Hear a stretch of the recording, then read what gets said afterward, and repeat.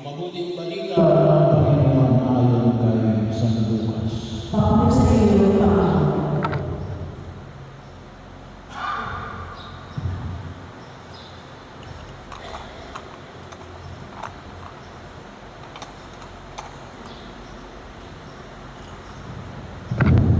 Noong panahon iyon, ang Panginoon ay umirang pa ng 72.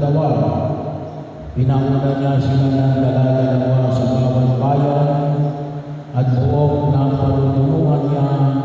Sinabi niya sa kanila, "Sagana aananihin ngunit kakaunti ang mga manggagawa.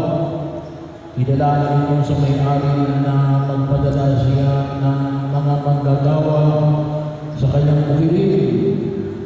Humayo kayo.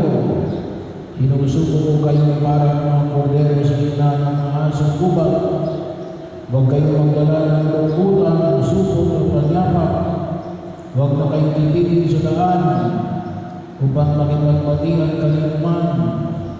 Pagpasok ninyo sa anumang bahay, sabihin mo na ninyo, mag-aalinawa ang kapayapaan sa bahay nito.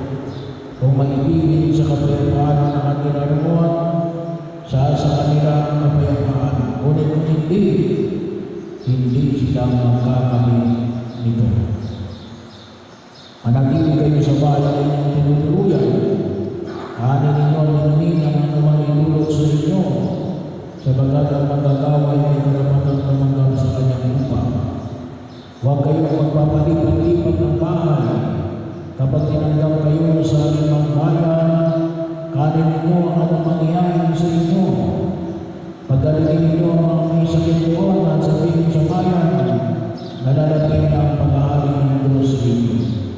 Ngunit man sa anumang bayan hindi tumanggap sa inyo, lumabas kayo sa mga lansangan nito at sabihin ninyo, pati ang alikabok dito na dumikit sa aming mga paa ay ipinapagpag namin bilang babala sa inyo.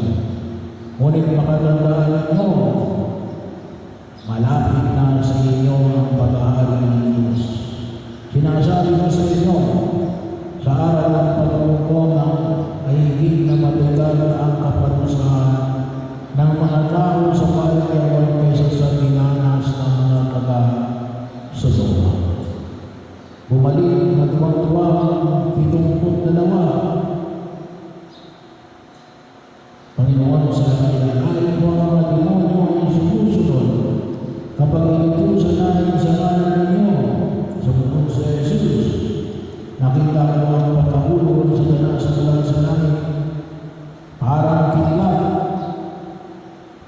Binigyan ko kayo ng kapangyarihan tumapak sa mga ahas at mga alakdan at umurap sa kapangyarihan ng kaaway.